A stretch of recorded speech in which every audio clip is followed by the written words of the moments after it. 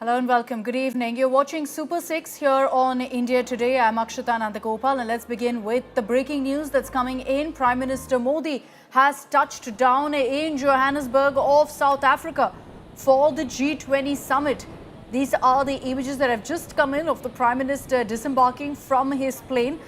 He's also put out a message about how excited he is to be there for the G20 summit. He will be addressing 3 sessions in all, but also a very warm welcome for the Prime Minister in Johannesburg. There's a cultural welcome for him. You'll see images of that in just a moment. He's there for the next 3 days, and for the G20 summit, which has already, of course, been in headlines over the fact that US President Donald Trump has chosen to boycott this particular summit. The Chinese president also isn't there. Xi Jinping, however, isn't there because he's cutting back on travel. But for Prime Minister Modi, the focus is going to be on 3 sessions that he will be addressing. The summit this time, the G20 summit, is themed around solidarity, equality and sustainability.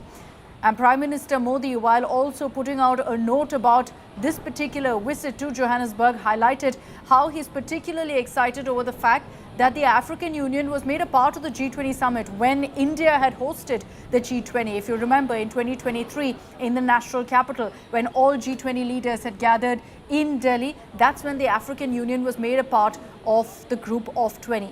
And so the Prime Minister highlighted that in his note to say that's what makes him particularly excited to be there for this year's G20, which is being hosted by South Africa. There are also going to be a number of crucial bilateral meetings that will be taking place with the leaders who are present in Johannesburg. There were questions about whether there would be any sort of meeting, or at least a face-to-face meet and greet between President Donald Trump and Prime Minister Modi. But like I said, with President Donald Trump choosing to boycott the G20 summit, he is not attending this particular summit in Johannesburg, which also led to quite a bit of controversy because you also had Ramaphosa being very, very critical of the boycott decision taken by Donald Trump.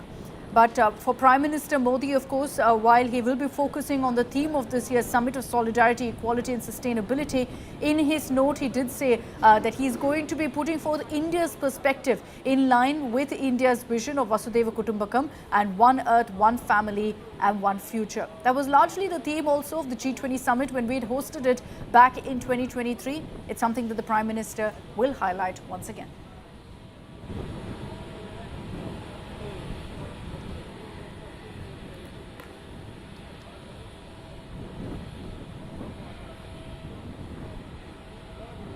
So these are the images on your screens right now of Prime Minister Modi. This is from a few moments ago as the Prime Minister disembarked his plane, being welcomed by, in fact, the dignitaries present there. And right after that, a guard of honor also for the Prime Minister as he made his way towards the venue from the airport. 3 days that will be packed, of course, with bilaterals and the fact that the Prime Minister will be addressing 3 sessions as part of the G20. Pranay Upadhyay of India Today Global is joining us with more details on this. Pranay, to you, what's the most significant highlight of the Prime Minister's visit to South Africa for the G20? At a time, Akshita, when the G20 summit is taking place for the first time on the African soil, Prime Minister Narendra Modi, in whose presidency African Union got entry into the G20 summit. So that's why this G20 summit of South Africa is very important and significant for India's participation, India's role, because India played a pivotal role in the entry of South Africa and the African Union into the G20 as a permanent member. Besides that, the very topic, the theme for this year's 20th G20 summit is set as the solidarity, equality, and inclusivity for everyone. So that is the theme which was actually an extension of the theme took by India, which was based on the ancient Indian wisdom, Vasudhaiva Kutumbakam, One Earth, One Family, One Future. And South Africa is also taking it forward in the terms of making it solidarity based, equality based and inclusivity based a theme for the issue of G20. As far as the India's or Prime Minister Narendra Modi's presence on the G20 forum is concerned, because he will be participating in all the the important forums he will be making his intervention, and he will be sharing India's perspective, because India emerged as the most prominent voice of the global south. And you will recall, Akshita, that during India's presidency in 2023, India not only hosted G20 summit but also had a meeting, held a meeting of the global south, which was attended by over 70 countries of the global south, developing countries. So G20, and interestingly, Akshita, last 4 G20 summits were held were hosted by the developing countries, including Indonesia, India, Brazil, and now South Africa. So this is the continuation and importance of the South, the voice of global South, developing countries, and India's primary focus will be how to make the global management, the institutional framework for the international affairs to be global South-led. How the issues of concern and issues of development, issues of logistics supply, issues of resource management, and issues of the finance availability for the developing countries should be given priority in the global, global order, in the global management. Okay, all right. Thanks, Pranay, for joining us with those details. So that's one of the top headlines of the day. Let's run you through all the big stories, the top 10 that we're tracking this hour. Well, yes, Prime Minister Modi is in South Africa on a 3-day visit to take part in the G20 Leaders Summit in Johannesburg. Indian HAL Tejas fighter jet crashed, plunging to the ground in Dubai during the Dubai Air Show. This was during an aerial demonstration. Unfortunately, the pilot succumbed to injuries. The IAF has ordered a court of inquiry. Big revelations have come to the fore in the Delhi blast case as the probe intensifies. Sources told India Today that Jaish module involved in the blast was trying to turn hospitals in Kashmir into large weapons storage centers.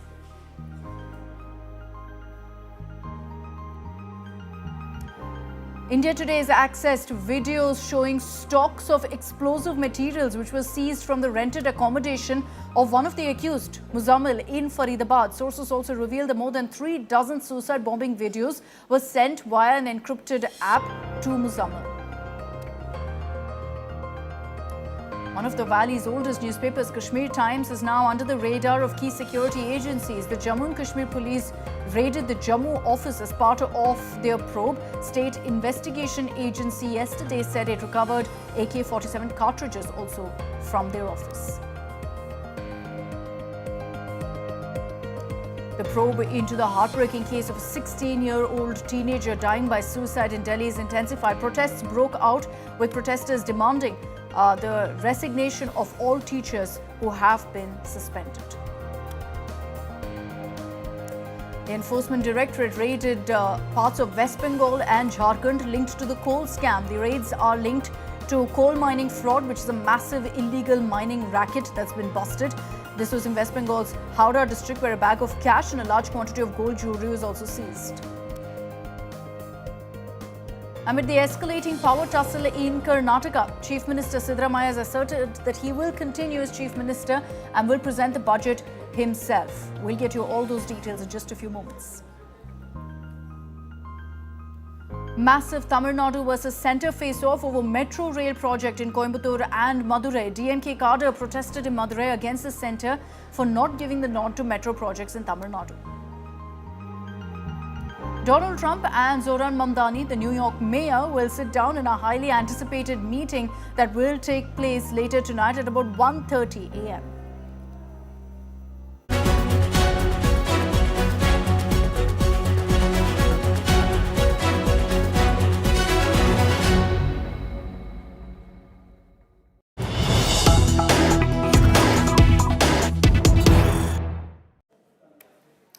All right, we begin with the latest updates coming in from Karnataka, where the suspense continues over whether we're going to see a change in Chief Minister or not. In the latest update, amid all of the power games between the Siddaramaiah camp and the DK Shivakumar camp that we've been witnessing in the last 24 hours, the latest update is that Chief Minister Siddaramaiah has spoken to Kharge and has in fact communicated to him that MLAs must be told very clearly to stop all of the speculation. Siddaramaiah has urged Kharge, who is of course the Congress chief, to stop MLAs from all of this non-stop public talk of what's going to happen on an internal issue, as he calls it. I want to bring in Nagarjun Dwarkanath for more details on this. Nagarjun, what's really happening? You know, there's pin drop silence from the High Command right now, and that's even pushed Siddaramaiah now to urge Kharge to step in and stop all this.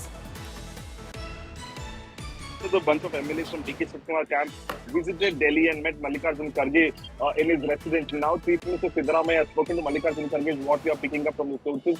And the CM has told Kharge to ensure that no MLA goes to Delhi henceforth, and this causes an embarrassment to the party, is what Chief Minister is of an opinion that all of the discussions should be within the party forum and within the walls of the Congress office and not in public. And hence, we have seen the first reaction from the Congress High Command also that Surjewala has tweeted this evening saying that no MLA will have to speak in public, and whatever has to be told, the party has taken a note of the recent developments, and he has spoken to both DK Shivakumar and Chief Minister Siddaramaiah.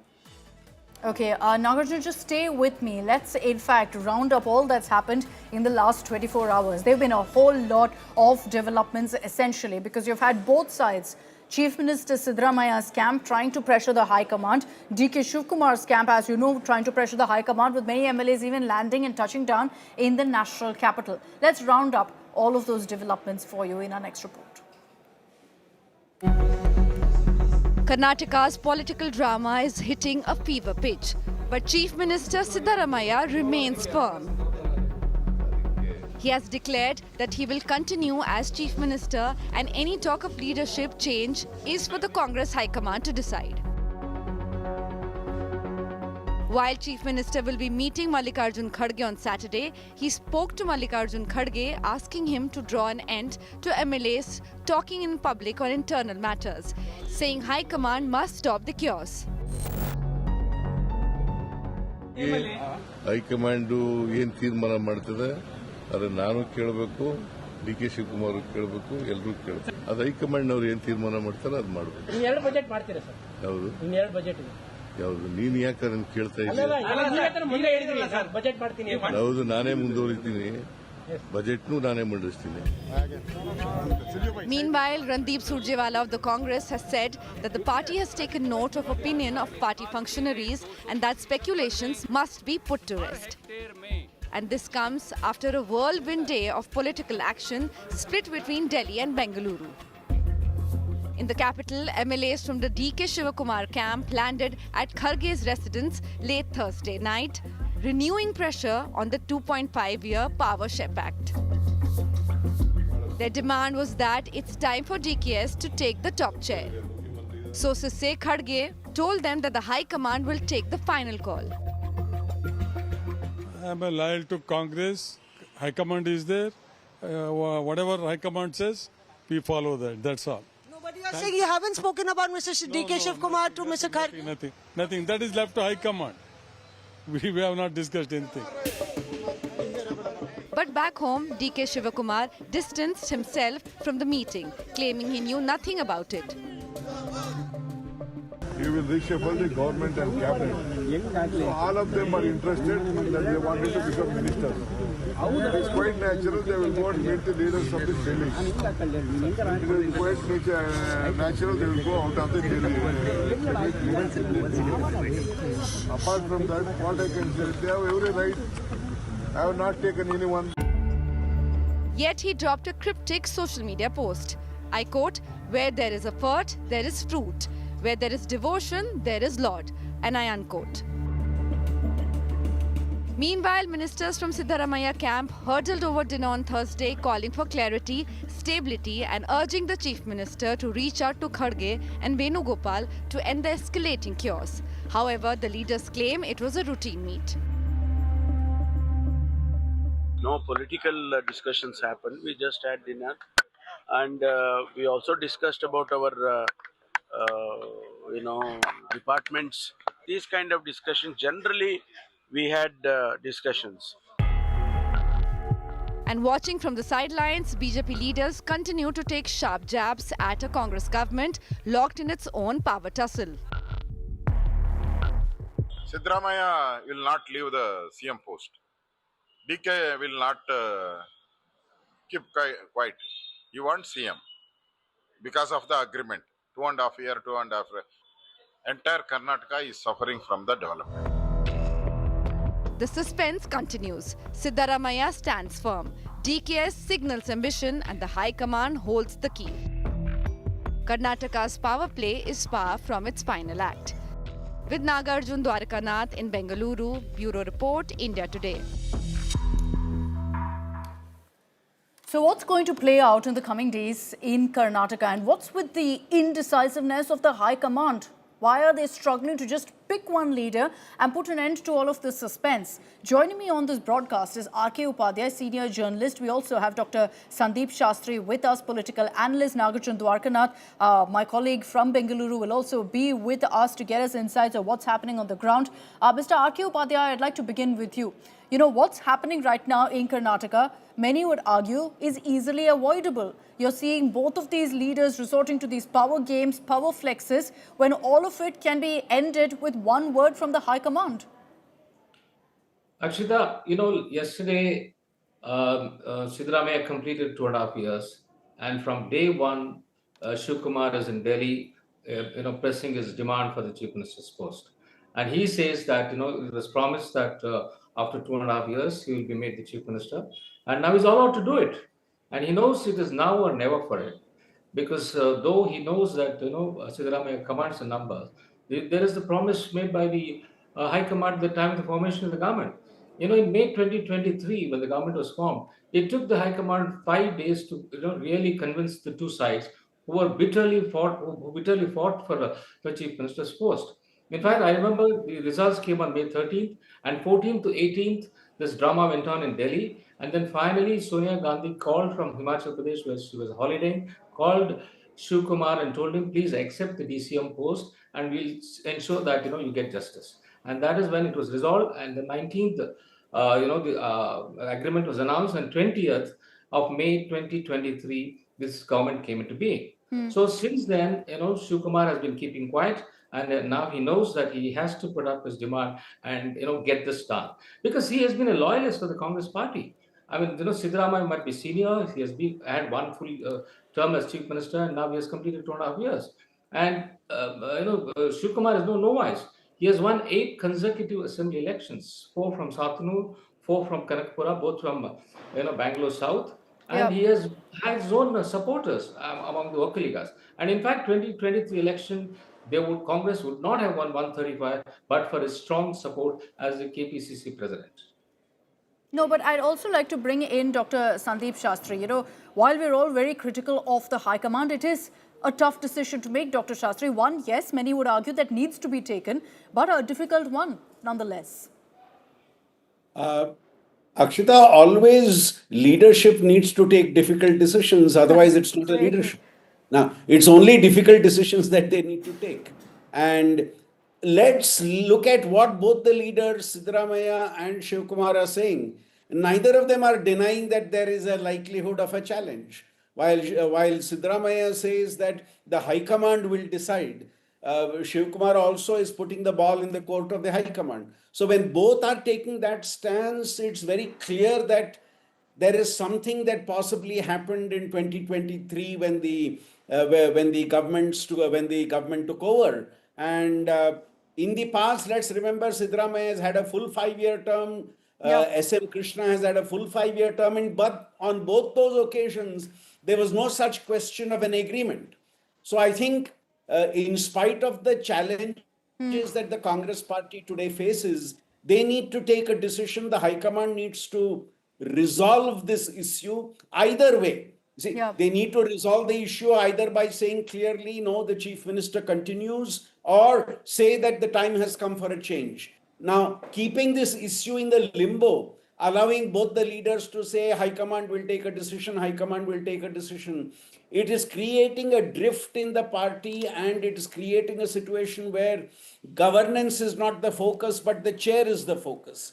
And Agreed. it has been said You know, by it's, it's, Siddaramaiah it's that this bad is his optics. last It's term. bad And if optics they have for to the go into government, if they for have the to go into Karnataka next Congress, election, because it seems that they're busy in this all-out fight and there's no focus on administration or governance. It's a bad look for the Congress. The fact that they're not able to quell and put out all of these fires, no matter how long it's been raging on for. And I want to bring in Nagarjun also on this, because we've seen so much happen, Naga, in the last 24 hours. And yet pin drop silence, if I'm not wrong, from the High Command. Have they said anything at all?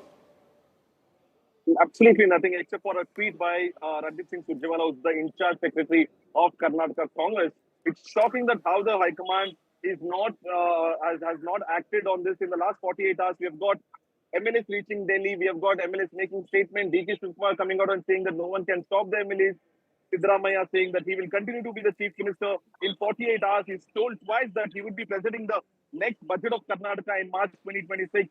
Amidst all of this, High Command has been mute spectator and not doing anything. That costed them Rajasthan, that costed them Chhattisgarh, that costed them Punjab, and now they are doing the same in Karnataka. Many within the DK Shivakumar camp are saying that yes, their party has gone through a debacle in Bihar, and that's exactly the reason that you need to have a fresh face with present system and setup in Karnataka. The party cannot win 2028 is what DK Shivakumar camp is claiming. But however, the CM camp is claiming that I am the tallest OBC leader. While you need to consolidate the OBC, the party cannot remove me because the party's agenda itself is OBC plank, and hence Siddaramaiah has a strong put forward. And also after the Congress debacle in Bihar, they have no other option apart from going with a strong regional satrap in 2028. But you know, if you look at it right now, the battle between Siddaramaiah and DK Shivakumar, I just want to also play out for you exactly what Siddaramaiah said versus what DK Shivakumar said today. The tone between the two is very different. And what's very clear is that everything is not okay. There may be attempts to say that, look, there's no fight whatsoever while the power tussle happens of these kind of dinner meets and whatnot. You see the kind of messaging from both Siddaramaiah and DK Shivakumar today, and you understand that, yes, all is not well. Listen into this. ಶಿವರಾಯಸ್ವಾಮಿ ಹೋಗಿದಾರ ಎಲ್ಲೋ ಗೊತ್ತಿಲ್ಲ ನನಗೆ, but ಇವರೇ ಹೇಳಿದಾರಲ್ಲ, D K ಹೇಳಿದಾರಲ್ಲ, D K Shivakumar ಹೇಳಿದಾರಲ್ಲಪ್ಪ, ಹೋಗಿದ್ದಾರೆ. ನಾನು ಮಾತಾಡಿದೆ ಅವ್ರ ಜೊತೆನಲ್ಲಿ, ಇವತ್ತು ಮಾತಾಡಿದೆ, ಇದರಲ್ಲಿ ಬಂದಿದ್ರು, ವಿಡಿಯೋ ಕಾನ್ಫರೆನ್ಸ್ನಲ್ಲಿ ಕೂಡ ಬಂದಿದ್ರು. ಅವ್ರು ಮಾತಾಡಿದಾಗ ನಾನು ಬಂದಿರೋದು ಕೇಂದ್ರ ಸರ್ಕಾರದ ಕೃಷಿ ಸಚಿವರನ್ನು ಭೇಟಿ ಮಾಡಕ್ಕೆ ಬಂದಿದ್ದೀನಿ ಅಂತ ಹೇಳಿದ್ರು. ಅಂತಿಮವಾಗಿ ಹೈಕಮಾಂಡು ಏನು ತೀರ್ಮಾನ ಮಾಡ್ತದೆ ಅದನ್ನು ನಾನು ಕೇಳಬೇಕು, ಡಿ ಕೆ ಶಿವಕುಮಾರ್ ಕೇಳಬೇಕು, ಎಲ್ಲರೂ ಕೇಳಬೇಕು. ಅದು ಹೈಕಮಾಂಡ್ನವ್ರು ಏನು ತೀರ್ಮಾನ ಮಾಡ್ತಾರೆ ಅದು ಮಾಡಬೇಕು. ಎರಡು ಬಜೆಟ್ ಮಾಡ್ತೀರಾ ಸರ್? ಹೌದು, ಎರಡು ಬಜೆಟ್ ಯಾವುದು? ನೀನು ಯಾಕೆ ಅದನ್ನು ಕೇಳ್ತಾ ಇದ್ದೀಯ? ಬಜೆಟ್ ಮಾಡ್ತೀನಿ. ಹೌದು, ನಾನೇ ಮುಂದುವರಿತೀನಿ, ಬಜೆಟ್ನು ನಾನೇ ಮಂಡಿಸ್ತೀನಿ. I will not do that. ಅದು ನನ್ನ ಬ್ಲಡ್ ಅಲ್ಲಿ making a group is not there in my blood. All 140 MLAs are my MLAs. Honorable Chief Minister decided he will reshuffle the government. He will reshuffle the government and cabinet. So all of them are interested that they wanted to become ministers. It is quite natural they will go and meet the leaders of the Delhi. It is quite natural they will go out of the Delhi. Apart from that, what I can say, they have every right. I have not taken anyone. Some of them went and met Karge Saab. Along with Chief Minister also they went in the plane, some of them. What is wrong? They are going, it is there like whether no one has called them, but voluntarily they are going and showing their faces. They wanted to show their presence that they are in the forefront and they can do work and they want responsibility. Okay, bringing back Mr. R.K. Upadhyay and Sandeep Shastri on this. Mr. Upadhyay, I refuse to believe at any point that these MLAs landed up in Delhi without getting the nod from DK Shivakumar. These are power tactics that DK Shivakumar is a master of and is very familiar with. Yes, Akshita. You know, I mean, he has right now sent about 10 MLAs who knocked on the doors of Mallikarjuna Kharge around 11 o'clock in the night yesterday. And I'm told that 10 more will be going today or tomorrow or whatever. Yeah. So he's going to keep on piling pressure on the High Command until it makes up the decision. One more thing in favor of Shivakumar is he took over as KPCC president in July 2020 at the height of COVID.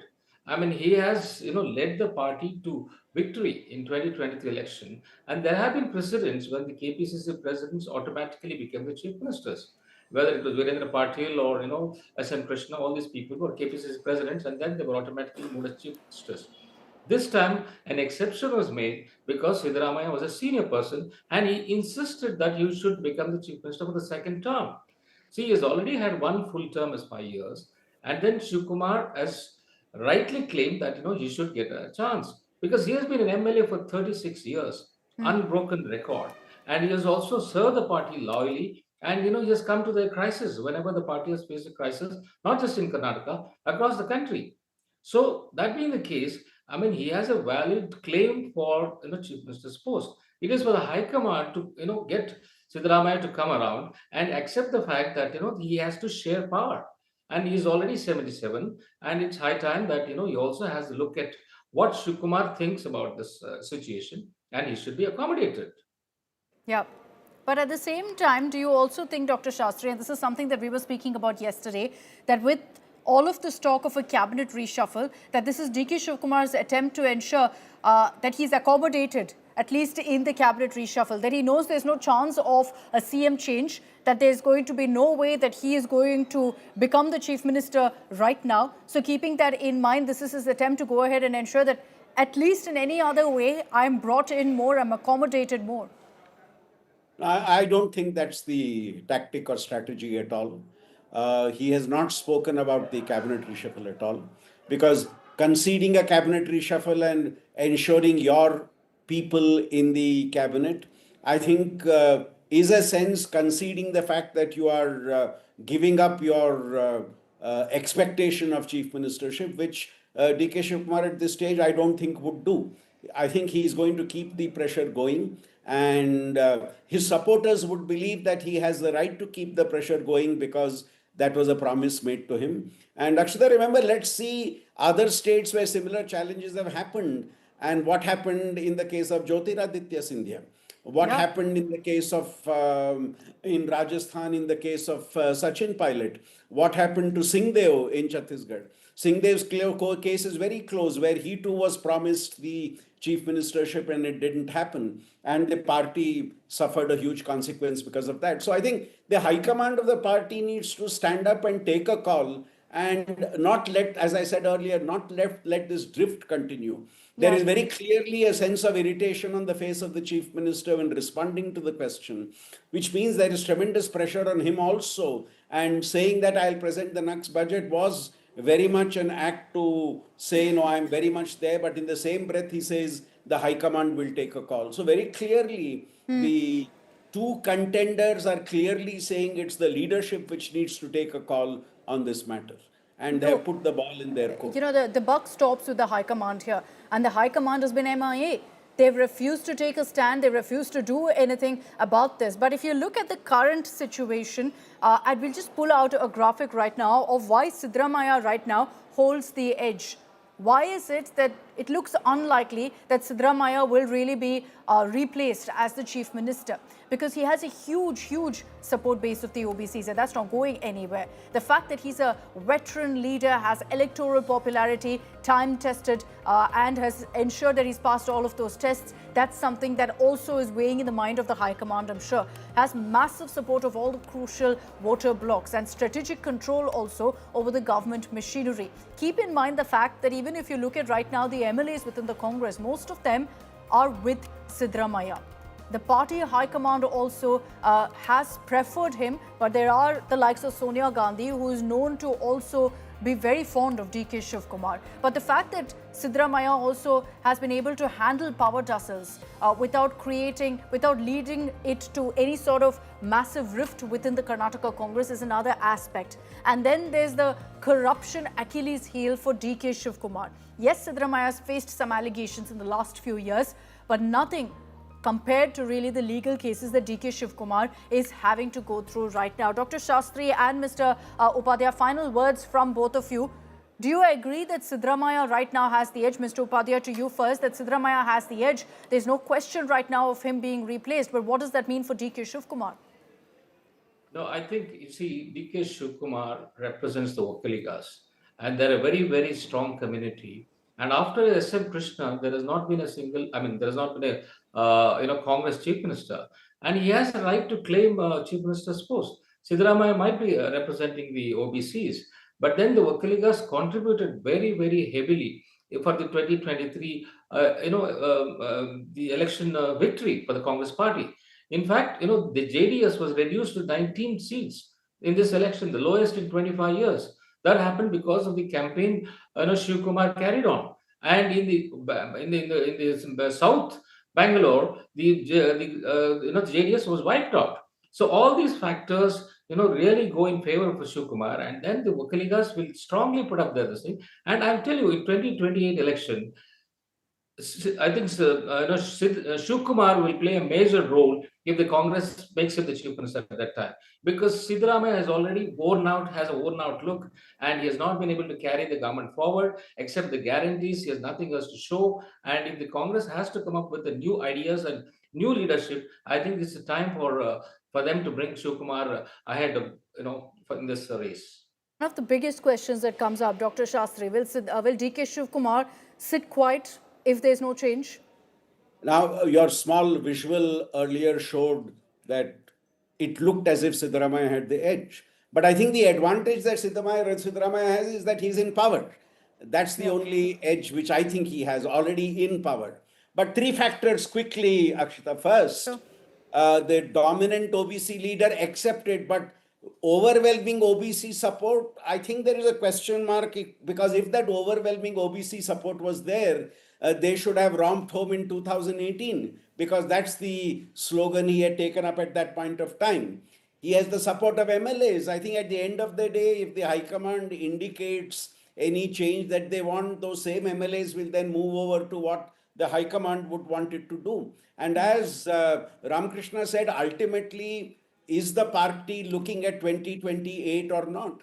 Are you going into a 2028 with a chief minister who has said that this is his last election? Or are you going to put in place a leader who will lead you into the election in 2028? Yep. These are the three imponderables that need to be considered. Fair point. And at the end of the day, look, we can all continue our conjecture. And the reason there's room for that is because the High Command is completely silent, pin drop silence from them, even as you're seeing all of this talk, all of this infighting playing out rather publicly. There's optics on one hand, which the High Command must look into, because this doesn't look good for the Karnataka Congress. But secondly, also the optics for the High Command themselves, that they seem completely clueless. Either they're choosing to look the other way or are completely oblivious to what's happening. Either way, it's not good news for the Karnataka Congress. Thank you, Dr. Sandeep Shastri and R.K. Upadhyay, for joining us with your insights of what's really playing out right now in Karnataka. Next few days, if the High Command steps in, we'll perhaps get some clarity on who their pick is. Is it Siddaramaiah or DK Shivakumar? For now, it's Siddaramaiah who remains the Chief Minister. But let's move on. Another milestone in Bengaluru's Hall of Shame. Shubhanshu Shukla, our very own space boy, visited Bengaluru. And guess what? The traffic, as is always the case, was a nightmare. Shuks took it in his stride and joked about it. So I've spent thrice I'm coming all the way from the other side of the Bangalore, Marathalli. So I've spent thrice the time that I'm going to be spending on this presentation with you. So you have to look at the commitment that I have. He cracked a good one, but how embarrassing. As someone who's lived in Bengaluru, loved Bengaluru, honestly, I feel embarrassed that this is the image of the city right now. And then you had this response from Minister Priyank Kharge at the same event.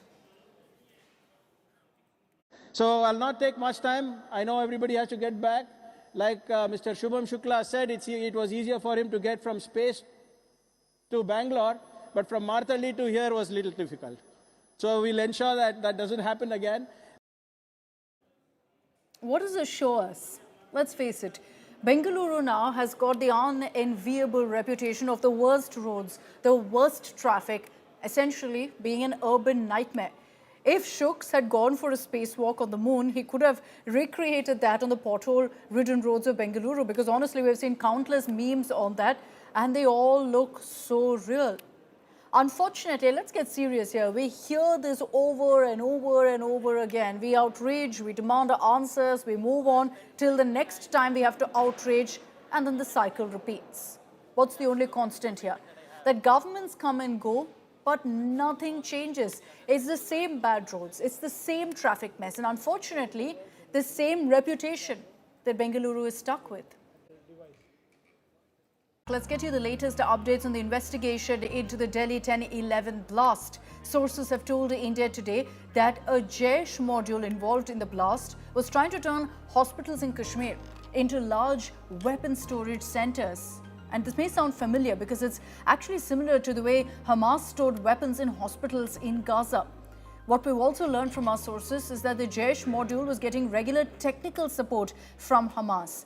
This comes after India Today exposed Jaish's air attacks plans, which was inspired by Hamas's triple-layer terror plot. Now, we also have a video showing the stock of explosive materials which was seized from the rented accommodation of the accused Muzammil in Faridabad. All of this was taken into custody by our agencies. That is the video there of the massive stash of explosives. We've learned through our sources that more than 36 suicide bombing videos were sent via an encrypted app to the accused Muzammil. Sources have also told us that it was Maulvi Irfan who had radicalized these doctors of terror and that he was linked directly with Jaish-e-Mohammad.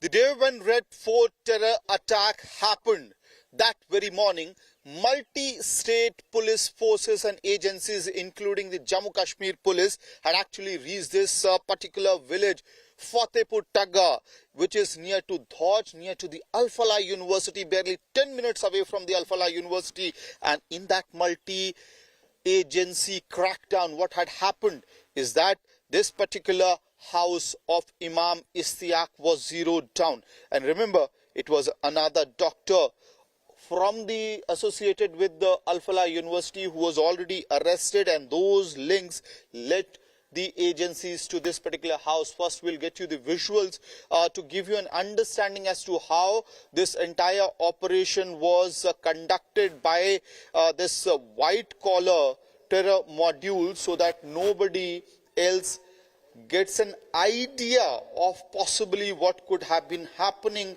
around them in this particular room, which was full with fertilizers. So on one screen you will see the visuals of those fertilizer packets and bags and sacks kept in this particular room. And in this particular room there was more than 2,500 kgs of ammonium nitrate, fertilizer and other raw materials which could have been actually used by the terror, this white collar terror module, to conduct several blasts like Red Fort blast that happened, that shook the country.